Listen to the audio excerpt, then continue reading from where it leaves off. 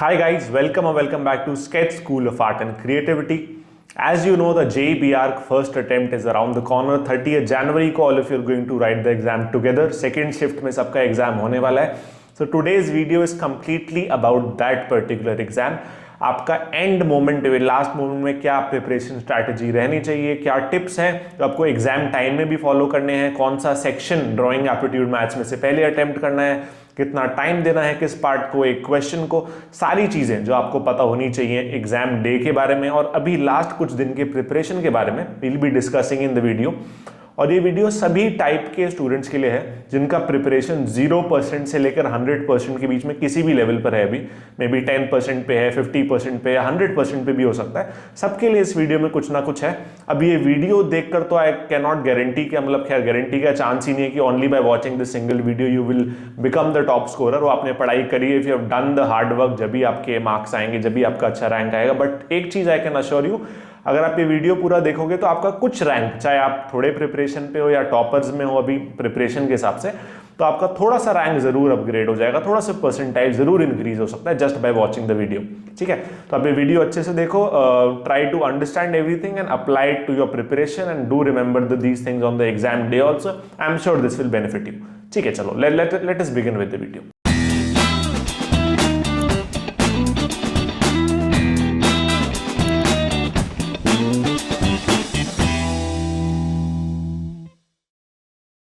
अब सबसे पहले हम बात करते हैं ड्राइंग पार्ट की। अब ड्राइंग पार्ट की हम पहले क्यों बात कर रहे हैं, there is no particular reason, ऐसे ही ड्राइंग बस हम पहले बात कर रहे हैं। अब ड्राइंग सबको आई होप अभी तक पता है 100 मार्क्स का हमारा ड्राइंग का सेक्शन रहता है जिसमें 50-50 मार्क्स के 2 क्वेश्चंस आपके आते हैं। अब ये जो आपका 100 मार्क्स का सेक्शन है, सबसे पहले हम बात करते हैं इसको आपको टाइम कितना देना है। ठीक है, अब देखो या तो आपने केवल जेई बीआर के लिए रजिस्टर करा होगा या JEE BArch plus JEE planning के लिए करा होगा।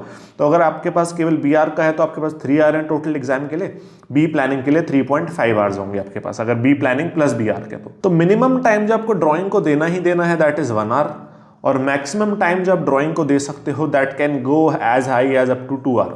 जो रिकमेंडेड टाइम मैं कहूंगा जो आपको ड्राइंग को देना चाहिए दैट शुड बी 1.25, यानी कि 1 आवर और 15 मिनट्स आपको मैं रिकमेंड करूंगा कि आप ड्राइंग के पार्ट को दो। 1 आवर 15 से 1 आवर 20 तक आप दे सकते हो। ठीक है, that will be the recommended time from my side. इतने टाइम में हो जाएगा अच्छे से आपका ड्राइंग।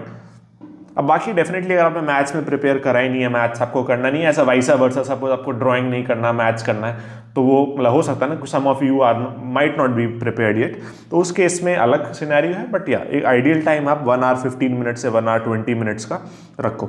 अब ड्राइंग की बात करते हैं, क्या क्वेश्चन आने के चांसेस हैं, क्या क्या क्वेश्चन आ सकते हैं। तो सबसे पहले ड्राइंग के सेक्शन में क्या रहता है, सपोज आपके जो 2 क्वेश्चन है, क्वेश्चन नंबर 1, क्वेश्चन नंबर 2, या तो दोनों में ऑप्शन होगा, 1 में भी कि ए या बी में से एक करना है, 2 में भी ए या बी में से एक करना है, या तो हो सकता है ऑप्शन ना भी हो, आपको फिक्स्ड दे कि 1 क्वेश्चन ये है, 2 क्वेश्चन ये है। ज्यादातर चांस है, आप मान के चलो प्रोबेबली आपको इस साल ऑप्शन मिल जाएगा। लास्ट ईयर से देखें तो ज्यादातर आपको ऑप्शन मिल रहा है। अब हम देखें ज्यादा किस क्वेश्चन के आने के चांसेस हैं ड्राइंग में और क्या क्या टॉपिक्स हैं। पहले सारे टॉपिक्स देख लेते हैं कि ड्राइंग में आता क्या क्या है। आपके पास टोटल 6 टॉपिक्स हैं। आपका ह्यूमन फिगर है, पोर्ट्रेट है, साथ में आपका पर्सपेक्टिव स्केच, कोई भी रियल लाइफ सीन बनाने को आ सकता है, पर्सपेक्टिव स्केचिंग हो गया, आपका 2D कॉम्पोजिशन है, आपका 3D कॉम्पोजिशन है, एंड लास्ट आपका लोगो डिजाइनिंग है। ये 6 टॉपिक है ना। अब ये 6 में से या तो ऑप्शन में आएगा या फिक्स भी आ सकता है, तो आइडियली तो आपको सारा कुछ ही प्रिपेयर करना है। अब वो स्टूडेंट्स जिन्होंने थोड़ा प्रिपरेशन अभी अच्छे से नहीं कराया, अभी नहीं कॉन्फिडेंट है, रिसेंट में ही स्टार्ट करा है, उनको मैं सजेस्ट करूंगा ऑप्शन में अगर आपको मिल रहा है तो ह्यूमन फिगर पोर्ट्रेट में से जो भी आपको एक मिल रहा है वो आप करो। द रीजन बीइंग ये ओनली क्वेश्चन है एग्जाम में जो आपको देख के बनाना होता है। बाकी जितने भी क्वेश्चन है from perspective too, okay perspective की यहाँ स्पेलिंग गलत होगी, पर्सपेक्टिव, 2D कॉम्पोजिशन, 3D लोगो, सब में आपको खुद से सोच के विजुलाइज करके बनाना होता है। ह्यूमन फिगर पोर्ट्रेट में आपको पिक्चर दी जाती है, आपको सेम को ब्लैक एंड व्हाइट रेंडरिंग, ज्यादातर ब्लैक एंड व्हाइट में ही आता है, तो या तो आपको पेंसिल से, आपकी अलग अलग शेड की पेंसिल से या फिर माइक्रोन पेन से सेम एग्जैक्टली कॉपी करना होता है, उसको रेंडर करना होता है। तो इसके लिए आप प्रैक्टिस करो, एंड के लिए टाइम में सब लोग ही प्रैक्टिस करो। इसके लिए मैंने आप लोगों के लिए कुछ दिया है, आपको स्क्रीन पे दिख रहा होगा 2 फोटो हैं ह्यूमन फिगर की, 2 फोटो हैं पोर्ट्रेट की। इसी टाइप के ऐसे ही ऑलमोस्ट क्वेश्चन आते हैं एग्जाम में। इसको सेम जितना आइडेंटिकली आप कॉपी कर सकते हो, ब्लैक एंड व्हाइट में ही ज़्यादातर वो रेंडर करने को आपको देते हैं। तो इसको आप या तो माइक्रोन पेन से या फिर पेंसिल से नॉर्मल कॉपी करो सेम, इसको शेड करो और 40 मिनट का टाइमर लगा के करना। चारों क्वेश्चन आप करो तो एक क्वेश्चन में 40 मिनट का टाइमर सेट लगा के ही you should do it. Second हम बात करते हैं पर्सपेक्टिव स्केचिंग और 3D कॉम्पोजिशन। ये वो टॉपिक्स हैं जिनका प्रिपरेशन अच्छे से हो चुके हैं, जिनका एक अच्छा हैंड है, एक गुड ग्रिप है and they have practised enough for perspective sketching and 3D composition. वो लोग इन क्वेश्चंस को करें क्योंकि इसका फायदा मिलेगा, because these are the toughest topics. तो आपके पास अगर ये ऑप्शन में है and if you choose this तो आप स्टैंड आउट करोगे, बहुत कम लोग ये अटेम्प्ट करेंगे, तो आपको ज्यादा मार्क्स मिलने के बहुत अच्छे चांसेस हो जाएंगे। थोड़े से अच्छे मार्क्स बाकियों से जरूर मिलेंगे आपको बस क्वेश्चंस को अटेम्प्ट करने के बेसिस पर। बट इसमें एडवांटेज है तो डिसएडवांटेज भी है। एडवांटेज ये है if you are good in this, ये टेक्निकल है, ये टफ है, तो आपको बहुत अच्छे मार्क्स मिलेंगे। डिसएडवांटेज ये है क्योंकि ये टेक्निकल है, थोड़ा टफ है, तो आपको नहीं अच्छे से सीखा है आपने, if you do not know the technique, if you do not know the basics and you do not know how to do it in less time, shading वगैरह कुछ भी आप ऐसे अच्छे से नहीं या गलत कर रहे हो, तो मार्क्स लूज भी फिर ज्यादा ही होंगे। तो मार्क्स लूज करने का रिस्क भी है और बहुत अच्छे मार्क्स करने का एडवांटेज भी है। So only the students who are confident in this, in these topics, उन्होंने सीखा है, एक्चुअली प्रैक्टिस करा है टीचर्स के साथ या जैसे भी, वो लोग इसको अटेम्प्ट करें। 2D कॉम्पोजिशन और लोगो बेटर रहेगा उनके लिए जिन्होंने नहीं ज्यादा कुछ सीखा या प्रैक्टिस करा है, बिकॉज इसमें कोई टेक्निक नहीं है, इसमें डेफिनेटली अच्छा बुरा है बट इसमें कोई प्रॉपर टेक्निकल चीजें इन्वॉल्व नहीं है। आप 2D कॉम्पोजिशन में बेसिक शेप्स और कलर उनको बना के उन्हें कलर करना होता है, लोगों को भी बेसिक शेप्स बना के आपको कलर करना होता है। तो ये थोड़ा आपके लिए कंपैरेटिवली सबके लिए एक इजी क्वेश्चन रहेगा, आप कर सकते हो, चाहे बहुत अच्छे मार्क्स ना भी मिले फिर भी ठीक ठाक अच्छे खासे एवरेज टू गुड स्कोर में ला सकते हो विदाउट प्रिपरेशन ऑल्सो कहीं ना कहीं। बट बहुत अच्छा लाने के लिए तो हर टॉपिक में ही प्रिपरेशन चाहिए, प्रैक्टिस चाहिए। बट स्टिल अगर आप कंपेयर करें तो पर्सपेक्टिव और 3D हमारा एक टफ साइड में है, ह्यूमन फिगर पोर्ट्रेट सबसे ईजी में मान लो, 2D कॉम्पोजिशन लोगों उनके सेंटर में मान सकते हो। तो अपने प्रिपरेशन लेवल के हिसाब से, कॉन्फिडेंस के हिसाब से अगर ऑप्शंस में है क्वेश्चन तो आप चूज कर सकते हो। अब बात करते हैं थोड़ा एग्जाम में जो दिक्कतें आती हैं कॉमनली। एक तो ना आपको जो आप प्रैक्टिस कर रहे होगे अभी, आपको अच्छी शीट अच्छे नोटबुक में कर रहे होते हो, ड्राइंग नोटबुक में, एग्जाम में आपको सेंटर टू सेंटर डिफर करता है, तो एवरेज शीट मिलेगी, थिकनेस जिसकी बहुत ज़्यादा नहीं होगी, या तो बिलो एवरेज भी कहीं पतली सी शीट दे सकते हैं। तो थोड़ा आपको कॉशियस रहना है, ज़्यादा इरेज नहीं करना है, ज़्यादा उस पर कुछ ऐसा नहीं करना है जो शीट फट जाए, शीट खराब हो जाए, उसके ग्रेन्स पूरे ही खराब हो जाए। एंड आप जो भी शुरू में स्केच बनाते हो थोड़ा रफ सा ही बनता है, फिर आप उसमें चेंजेस करते हो, तो मेक श्योर करना डार्क लाइन कभी मत खींचो, और आप उसको कितना इरेज कर लो उसका इम्प्रिंट रह जाएगा, वो दिखेगा आपके स्केच में एंड तक। तो लाइट पेंसिल से 2H या 4H या लेड पेंसिल से आप स्टार्टिंग में अपना स्केच स्टार्ट करना, बाद में फाइनल करते हो आप माइक्रोन पेन यूज कर सकते हो या कोई darker pencil, normal pencil HB 2B कुछ यूज कर सकते हो।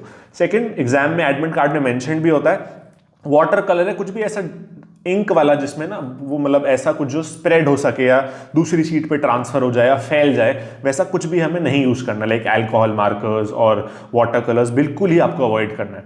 क्योंकि शीट एक तो आपकी 2 शीट होंगी, तो एक शीट के ऊपर जब दूसरी शीट टच होगी तो आपके जो 2 स्केचेस हैं 2 क्वेश्चंस के, वो आपस में उसका इम्प्रिंट दूसरे पे आ जाएगा, आपका स्केच खराब होने के चांसेस है। सेकंड, आपने ज्यादा भी अगर 6B 8B से बहुत ज्यादा शेडिंग कर दी, वो भी स्मज हो गया, वो भी दूसरी शीट पे जाके लग सकता है। आपके दोनों ही क्वेश्चन में जो आपने स्केच बनाया ना, कुछ भी ज्यादा शेडिंग करने से या ज्यादा कोई भी ऐसा अल्कोहल मार्कर या कुछ भी ऐसा यूज करने से दोनों ही स्केच खराब हो सकते हैं। तो ये थोड़ा कॉशियस आपको रह के ध्यान रखना है। और एक चीज और, आपका जो एग्जाम चेक होता है ना, मतलब जो आपने जो बनाया वो चेक होता है, शीट नहीं जाएगी एग्जामिनर के पास, बस फोटो खींचते हैं वो लोग, स्कैन करते हैं और वो फोटो से चेक होता है। तो ना हम कभी कभार ऐसी कुछ पेंटिंग या स्केचेस बनाते हैं जो रियल लाइफ में बहुत अच्छे लगते हैं, फोटो में भी इतना उसका ब्यूटी ना बाहर है, तो आपको ये सोच के ही अपना डिजाइन और स्केच बनाना है कि आपका फोटो ही चेक होने वाला है। तो असली में तो कैसा भी लगे, फोटो में जरूर अच्छा लगना चाहिए। मतलब इसके लिए कुछ बहुत ज्यादा नहीं सोचना, बट थोड़ा सा बैक ऑफ द माइंड आपके होना चाहिए कि एक फोटोजेनिक स्केच आपका, डिजाइन आपका होना चाहिए। नेक्स्ट अब हम आ जाते हैं अपने एप्टीट्यूड वाले पार्ट पे। अब एप्टीट्यूड के अंदर हमारा क्या है, aptitude is the highest weightage topic. 200 marks का हमारा एप्टीट्यूड है, जिसमें 50-50 मार्क्स के हमारे क्वेश्चंस हैं, सॉरी 4 मार्क्स के क्वेश्चंस है, 50 क्वेश्चंस है। अच्छी बात एप्टीट्यूड में है कि बस MCQ क्वेश्चंस हमारे आते हैं, एंड ये अच्छी बात है, इसमें बुरा ऐसा कुछ नहीं है। बट जैसे मैथ्स में क्या है ना, न्यूमेरिकल टाइप भी आता है, इसमें आपको टाइप करना होता है, तो वो चीज़ एटलीस्ट नहीं है, सारे प्योरली MCQ क्वेश्चंस हमारे रहते हैं। अब एप्टीट्यूड का क्या है ना कि एप्टीट्यूड क्योंकि 200 मार्क्स का सबसे हाईएस्ट वेटेज टॉपिक है, तो कहीं ना कहीं ड्राइंग में थोड़ा कोई हल्का बहुत वीक होता है तो चल जाता है, स्टिल अच्छी परसेंटाइल 98-99 आ जाती है। मैथ्स में कुछ लोग वीक होते हैं थोड़ा, तो भी बाकी सब्जेक्ट से कवर हो जाता है। बट एप्टीट्यूड में आप वीक हो ही नहीं सकते। एप्टीट्यूड में अगर आप पीछे रह गए तो आप टॉप परसेंटाइल में पहुंच ही नहीं सकते, चांस ही खत्म हो जाते, क्योंकि एप्टीट्यूड का वेटेज वेटेज बहुत ज़्यादा है, 200 मार्क्स का वेटेज है, सबसे स्कोरिंग भी यही है और कहीं ना कहीं सबसे इंपॉर्टेंट भी यही है, क्योंकि इसके बिना आप टॉप स्कोरर्स में नहीं आ सकते। तो अब एप्टीट्यूड के लिए कुछ स्पेशल चीज़ें हमें क्या ध्यान रखनी है। सबसे पहले तो देखो, एप्टीट्यूड में अगर हम सारे पास्ट ईयर्स के पेपर्स को कंपेयर करें तो आप एक्सपेक्ट कर सकते हो एक अप्रॉक्सीमेशन में अराउंड हाफ जो हमारा है, यानी कि 25 question, 25 questions will be of reasoning and visualisation, जिसमें आपकी मेंटल एबिलिटी और कुछ ट्रिक बेस्ड क्वेश्चन होते हैं, like top view, front view, surface counting, then आपका रीजनिंग में काउंटिंग ट्राइंगल्स, काउंटिंग स्क्वायर्स और मल्टीपल आपके टॉपिक्स हैं, सीक्वेंस वगैरह। तो उसकी डिटेल में हम अभी सिलेबस की नहीं बात करेंगे। तो ये जो 2D 3D विजुअलाइजेशन और रीजनिंग है, जिसका आपको आधा 50% आपका वो है, और इसके अलावा आधे आपके थ्योरी क्वेश्चन हैं जो आर्किटेक्चरल एप्टीट्यूड बेस्ड होंगे या तो जनरल नॉलेज के होंगे, 2-4 जनरल नॉलेज के क्वेश्चन और ज़्यादातर आर्किटेक्चरल एप्टीट्यूड के, like building construction, history, famous architects, famous buildings etcetera, है ना। तो ये आपका वेटेज है। अब आपने जो पढ़ लिया है, सब लोगों ने जिनका प्रिपरेशन बहुत अच्छा है, उनके लिए भी बहुत ज़रूरी एक चीज़ मैं बताने वाला हूँ जो बहुत ही एसेंशियल है, और जिनका प्रिपरेशन बहुत अच्छा नहीं है या बिल्कुल भी नहीं है, उनके लिए भी यही चीज़ एसेंशियल है। दोनों, सब लोगों के लिए ये चीज़ कॉमन है। अब वो क्या है, एक तो आप अभी क्या करना है आपको, एंड मोमेंट में, लास्ट दिन में आप क्या कर सकते हो, सबसे अच्छा तरीका होता है और सबसे कंपलसरी, सबसे पहले आपको PYQ सॉल्व करना है। लास्ट 10 ईयर के एटलीस्ट आपको PYQs BR के दोनों अटेम्प्ट्स के सारे आपको करने ही करने हैं, सारे क्वेश्चंस, रीजनिंग के भी, आर्किटेक्चरल एप्टीट्यूड के भी। What is the advantage of this? देखो, 2-3 क्वेश्चन तो आपके सेम भी आ जाएंगे पेपर में अगर आपने सारे PYQs करें, काफ़ी अच्छा चांस है। बाकी रीजनिंग विजुअलाइजेशन ना काफ़ी प्रैक्टिस बेस्ड भी होता है, तो काफ़ी कुछ आप इससे सीख लोगे in through the PYQ papers, और ऐसे सिमिलर क्वेश्चंस एग्जाम में भी आएंगे, जिससे आपका बहुत अच्छा खासा प्रैक्टिस हो जाएगा। बट डेफिनेटली केवल PYQ सॉल्व करना इज 50% ऑफ द स्टेप। अब एंड मोमेंट के लिए 50% आपका हो जाएगा, आपका एक बेस बन गया, आपने समझ लिया चीज़ों को। बट जो एक्चुअल प्रैक्टिस है जो आपको एग्जाम से पहले करनी है, वो PYQ से नहीं हो सकता। PYQ will help you understand the type of question, understand कि हाँ किस क्वेश्चन का कैसे सोल्यूशन हो रहा था, क्या उसमें ट्रिक यूज करी गई थी, या किस टाइप के क्वेश्चन को कैसे आंसर करना है। सेकंड स्टेप आपका रहेगा मॉक टेस्ट देना, ठीक है। तो ये मॉक टेस्ट देना आपका बहुत ज़्यादा इंपॉर्टेंट है आफ्टर डूइंग PYQs। तो जिन लोगों ने PYQs ही नहीं करे अभी तक, पहले PYQs करो। जिन्होंने PYQs कर लिए हैं, जो आई एम श्योर काफ़ी लोगों ने आई होप कर ली हो, वो अब मॉक टेस्ट दो, दैट इज़ वेरी इंपॉर्टेंट, ठीक है। अब इसके लिए SSCC आपको एक बहुत अच्छा ऑफर कर रहा है, एक चीज़ बहुत अच्छी ऑफर कर रहा है। ये मॉक टेस्ट और PYQs हमने लास्ट मोमेंट के लिए सबके लिए एक ये काइंड ऑफ प्लान क्रिएट करा है। आप हमारे वेबसाइट पे चेक कर सकते हो, I leave the link in the description, वहाँ जाके आप देख सकते हो, उसे ले सकते हो। मैं आपको थोड़ा दिखाता हूँ एग्जैक्टली उसमें क्या कैसे रहता है। तो ये हमने ना एक आपके लिए बनाया, आपको स्क्रीन पर दिख रहा होगा। तो इसमें आपका मॉक टेस्ट है, 30 मॉक टेस्ट है अभी, और ये ना आपके सेकंड अटेम्प्ट में भी काम आएगा, क्योंकि सेकंड अटेम्प्ट तो आपके पास इसका पूरा एक्सेस रहेगा। तो अभी जितने दे पाओ दो, 30 मॉक टेस्ट हैं, और साथ में सारे 2014 से लेकर 2024 तक के सारे पेपर्स भी हैं, डाउनलोडेबल हैं। आप वैसे इसके आंसर भी दे रखे हैं, सबके सॉल्व पेपर्स हैं और डाउनलोडेबल भी हैं। अब मॉक टेस्ट जैसे मैं आपको एक खोल के दिखाऊँ, तो ये मॉक टेस्ट जैसे हम स्टार्ट करते हैं तो एकदम एग्जाम जैसा है, जैसे आपका 3 आवर का मॉक टेस्ट रहता है। सो सपोज एक हमने मॉक टेस्ट पे क्लिक करा एंड ये हम स्टार्ट करते हैं, रीटेक करते हैं, तो ये एकदम एग्ज़ाम जैसा आपका रहेगा, एग्ज़ाम जैसा आपका एग्ज़ाम एक्सपीरियंस एक्चुअली होने वाला है। तो once I start the test, 3 hour का आपका टाइम रहता है, 180 मिनट्स का। तो ये आपका timer, you can see right side में ये टाइमर स्टार्ट हो जाएगा। इसमें आपको सारे क्वेश्चंस जो आपके पहले एप्टीट्यूड के, फिर आप सारे एप्टीट्यूड के बाद you will be doing the maths part, drawing part, सारा आप कर लोगे जब after you do all the questions. ये मैथ्स का है, एंड थोड़ा मैं जल्दी स्क्रॉल कर रहा हूँ, सॉरी। बाकी ये फिर ड्राइंग के क्वेश्चंस हैं। करने के बाद आप सबमिट जब करोगे सारा, let me submit it for you, तो आपको सारा कुछ देखेगा, आपके कितने मार्क्स आए, जैसे मेरे 0 आए हैं, कितना मैंने टाइम लिया, हर क्वेश्चन में कौन सा सही आंसर था, कौन सा गलत था। कुछ क्वेश्चन के सोल्यूशंस भी होंगे, कुछ के नहीं होंगे, तो जिनके सोल्यूशंस हैं वो सोल्यूशंस भी विजिबल होंगे। तो आप पूरा सेल्फ एनालाइज कर सकते हो अपने आप को कि हाँ कितने मार्क्स आ रहे हैं, कहाँ आप सही कर रहे हो, कहाँ गलत कर रहे हो। फिर अगले मॉक टेस्ट में इंप्रूव करके, आई एम श्योर ये मॉक टेस्ट देके और PYQs पहले करने हैं, फिर मॉक टेस्ट देने, ये करके आपको काफ़ी इंप्रूवमेंट अपने एग्जाम के स्कोर में, असली रियल एग्जाम के स्कोर में भी मिल जाएगा देखने को, ठीक है। तो ये आपका हो गया, आपको ये करना ही करना है। सब लोगों को प्रिपरेशन 0 वाले हो या प्रिपरेशन 100% वाले हो, ये मस्ट है। ये लिंक डिस्क्रिप्शन में आप जाके एनरोल इसमें कर सकते हो। ज़रूर ये 4-5 दिन तक अभी जो टाइम बचा है इसमें ज़रूर करो। बाकी एक चीज़ बहुत कॉशियस रहना, एप्टीट्यूड में ना आप लोग, कई लोग क्या करते हैं कि नहीं भी पता आंसर तो कुछ ना, एक तुक्का मार देते हैं, ठीक है शायद यही होगा। जब तक आप एटलीस्ट 95% श्योर ना हो ना, 95 के मैं तो कहूँगा 100% अगर श्योर नहीं हो आंसर के लिए, चलो 95 मान के चलो, तो आप क्वेश्चन को छोड़ दो। नेगेटिव मार्किंग से अच्छा आप उसको छोड़ दो। जो क्वेश्चन में आप 95 to 100% के बीच में, 100 ही होना चाहिए वैसे, तो श्योर हो उन्हीं क्वेश्चंस को अटेम्प्ट करो। जरूरी नहीं आपको 50 के 50 क्वेश्चन ही करना, जितना आपने पढ़ा है, जितना आपको आता है उतना ही आप अटेम्प्ट करके आओ। मैं यही सजेस्ट करूंगा। जो लोग ऐसे करके आते हैं उनके ज़्यादातर परसेंटाइल अच्छे ही आते हैं, डेफिनेटली प्रिपरेशन के साथ। बट हाँ, जो लोग थोड़े भी रैंडम वैसे करते हैं उनके परसेंटाइल गिर जाता है बहुत, एक मार्क्स बहुत मैटर करता है जेईई में, राइट। तो जो आता है उसी को आप अटेम्प्ट करके आओ। अब मैथ्स का क्या है ना, सबका प्रिपरेशन लेवल डिफरेंट होता है, तो मैं सबके साथ थोड़ा बता देता हूँ। आप 10 से 15 क्वेश्चन अपने प्रिपरेशन के हिसाब से टारगेट कर सकते हो to get a very good percentile in the math section. और आपने अगर प्रिपरेशन नहीं करा है तो वहीं आप 2 से 4 क्वेश्चन, 6 क्वेश्चन, अलग अलग जितना आप कर पाओ, बट कुछ क्वेश्चन जरूर, आप कुछ टॉपिक जरूर करके जाने आपको, तो वो आप 100% करो। अब सबके लिए देखो, मेट्रिसेस एंड डिटर्मिनेंट्स, ठीक है, और वेक्टर एंड 3D, इससे तो आप स्टार्ट करो। ये तो आपको सबसे पहले, अगर कुछ नहीं करा है तो पहले करो। जिन्होंने ये कर लिया है, आप फिर आगे बायनॉमियल पे जा सकते हो, कॉम्प्लेक्स नंबर पे जा सकते हो, और आप डिफरेंशियल इक्वेशन पे जा सकते हो। सारे स्कोरिंग वाले हैं जो आप कर सकते हो, ठीक है। डिफरेंशियल इक्वेशन पे जा सकते हो। और इसके बाद इतना आपने जब कर लिया और आगे जाना है, तो आई एम श्योर उन लोगों को तो you have done enough preparation, तो वो लोग फिर और भी टॉपिक्स अपने हिसाब से जिसमें भी अच्छे हैं उस पे जा सकते हैं। But starting matrices, determinants, vector, 3D से करो अगर आप 0 पे हो तो। और अगर वो भी हो जाए, फिर आप binomial, complex number, differential equation, probability, इन पे जा सकते हो। एंड जिनका ये भी हो जाए तो डेफिनेटली अपने हिसाब से जो आपको टॉपिक स्कोरिंग लग रहा है उस पर जाना है। अब इसमें करना क्या है, कैसे प्रिपेयर करना है लास्ट मोमेंट के लिए, आपको BR के जो सारे पेपर्स हैं, एटलीस्ट 5 ईयर के BR के पेपर्स से बस इन्हीं क्वेश्चंस के, इन्हीं टॉपिक के क्वेश्चंस करो जो आपने प्रिपेयर करें। 2 टॉपिक करें या 4 करें या 10 करें। और बीटेक के आप कर लो लास्ट 3 ईयर के पेपर, ठीक है। ये 2 चीज़ आप कर लो, BR के 5 ईयर के, बीटेक के 3 ईयर के, उन टॉपिक्स के सारे क्वेश्चन, ठीक है। 2 बार कर लो, एक बार नहीं।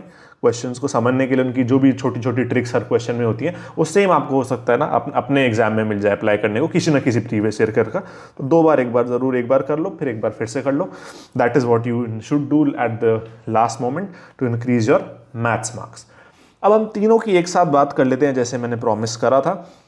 तो आप सबसे पहले दो एप्टीट्यूड, क्योंकि एप्टीट्यूड में हमने टाइम की भी मैंने बात नहीं करी थी। एप्टीट्यूड में आपको टाइम लगेगा 30 से 40 मिनट्स में, चाहे आपको आता है नहीं आता है, कुछ सॉल्व तो ऐसा करना नहीं है एप्टीट्यूड में ज़्यादा। तो 30 से 40 मिनट्स में आप चाहे बहुत अच्छा स्कोर कर रहे हो या कम कर रहे हो, आपका हो जाएगा 30-40 मिनट्स। 40 मिनट्स चलो मैक्स 45 ले जाओ, उससे ज़्यादा आपको देना ही नहीं है एप्टीट्यूड को। 30-40 मिनट्स विल बी सफिशिएंट। जो आता है उतना करो।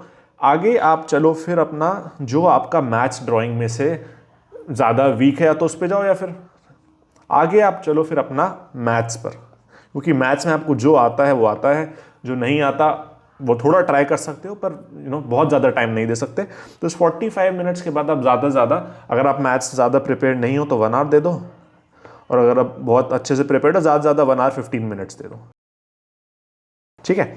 और फिर जो आपका टाइम बचे वो सारा आप अपना ड्राइंग करो। तो पहले आप करो अपना एप्टीट्यूड, फिर आपको जो मैथ्स में आता है वो करो, फिर जितना टाइम बचे, क्योंकि ड्राइंग को ना आप टाइम्स को यूटिलाइज कर सकते हो। एप्टीट्यूड में आप कितना भी टाइम लगाओ, आपको नहीं आता तो नहीं आता। मैथ्स में भी चलो एक लिमिट तक ही आप थोड़ा एक्स्ट्रा टाइम दे सकते हो क्वेश्चन को, पर जो नहीं सॉल्व होना होगा वो नहीं होगा, आप कितना टाइम वेस्ट उसमें कर लो। ड्राइंग ऐसा है, जितना आप टाइम दोगे उसको थोड़ा अपने स्केच को, उतना ही अच्छा, उतना ही इंप्रूव कर पाओगे टाइम से, है ना। तो इसलिए ड्राइंग को एंड में रखो, ताकि अगर एक्स्ट्रा टाइम बच रहा है तो आप ड्राइंग में लगा के ड्राइंग के एटलीस्ट मार्क्स इंक्रीज कर सको, क्योंकि मैथ्स और एप्टीट्यूड में एक्स्ट्रा टाइम लगा के मार्क्स इंक्रीज करने की पॉसिबिलिटी ऑलमोस्ट नेग्लिजिबल है, ठीक है। एक और बहुत इंपॉर्टेंट चीज़, अब आप जो भी प्रैक्टिस करोगे सब आपको टाइम बेस्ड करना है। फॉर एग्जांपल, अब अगर ड्राइंग का क्वेश्चन एक कर रहे हो, उसमें अगर आपको 1 घंटा लग रहा है, 1.5 आवर लग रहा है, आप ले रहे हो 90 मिनट्स एक क्वेश्चन करने में, तो एग्जाम में आप नहीं कुछ कर पाओगे, मार्क्स अच्छे नहीं आने वाले। मैथ्स में एक क्वेश्चन में अगर आप 20 मिनट लगा रहे हो और आ भी गया आंसर, तो भी उसका एग्जाम में आपको एडवांटेज नहीं मिलने वाला है। तो आपको देखो क्या है, अब एप्टीट्यूड में तो बहुत टाइम नहीं लगता है, बट आपको तीनों चीज़ों को साथ में करके ही देखना पड़ेगा, जब भी आप समझ पाओगे कि हाँ क्या बेस्ट मैच हो रहा है, और कितना टाइम आप एक मैथ्स के क्वेश्चन को दो, कितना टाइम आप एक ड्राइंग के क्वेश्चन को दो। तो आपको उसके लिए एक ही तरीका है, बस वो है मॉक टेस्ट देना। कम से कम 10-15 आप मॉक टेस्ट दो, जब भी आपको कॉन्फिडेंस आएगा, आप एनालाइज कर पाओगे और एग्ज़ाम में जो जैसे कैसे अटैम्प्ट करना है सब कुछ इजीली मैनेज हो पाएगा। तो मॉक टेस्ट ज़रूर दो, पहले PYQs करना डेफिनेटली, जैसे मैंने कहा PYQs करने के बाद फिर आप लोग मॉक टेस्ट देना। ड्राइंग, एप्टीट्यूड, मैथ जब साथ में टाइम वेस्ट करोगे तो अपने आप आपको एग्जाम में मार्क्स इंक्रीज आपके होंगे, रिफ्लेक्ट करेगा आपके रिजल्ट में, ठीक है। मॉक टेस्ट के लिए मैंने आपको बताया है, मॉक टेस्ट PYQs के लिए क्या करना है। आप जाके डिस्क्रिप्शन में वो कोर्स, अभी एंड मोमेंट में वही तरीका है अपने मार्क्स एकदम से इम्प्रूव करने का, ज़रूर उसमें एनरोल करो और मॉक टेस्ट दो। एंड सो ये चीज़ें आप करो, थोड़ा ध्यान रखो एग्जाम के लिए। And all the very best for the exam. कुछ और वीडियो चाहिए, कुछ भी डाउट है कमेंट में लिख सकते हो, एंड आई मेक श्योर उस पर हम काम करें, आपको कुछ कंटेंट दे पाएँ, ठीक है। So that's all for today, see you very soon, bye bye. I have got 98 percentile in JEE BH and 166 marks in my NATA examination. I scored 99.6 percentile in my JEE paper 2 and my all India rank stood 292. I scored 99.85 percentile in the JEE BH examination this year, securing an all India rank of 120. My JEE score is 99.66 percentile and my NATA score is 168. If you want to do architecture, I feel SSAC is the place you can trust in for your preparation. The teachers at SSAC are amazing. They helped me so much with their incredible techniques which you cannot find anywhere across the internet. I've searched them all. I loved everything about the institute. Would like to especially thank Sanjay Self and Sanicha ma'am and Shrestha ma'am and Shruti ma'am. You were all fabulous. Cannot find this level of quality education anywhere else. I would recommend people to join SSAC to score amazing in their exam. I can't recommend SSCC enough for all the students who want to prepare for JEE BH and NATA exam. I recommend you to join SSAC because everybody who is regular to the classes have gotten their ranks. So why not you? All the best.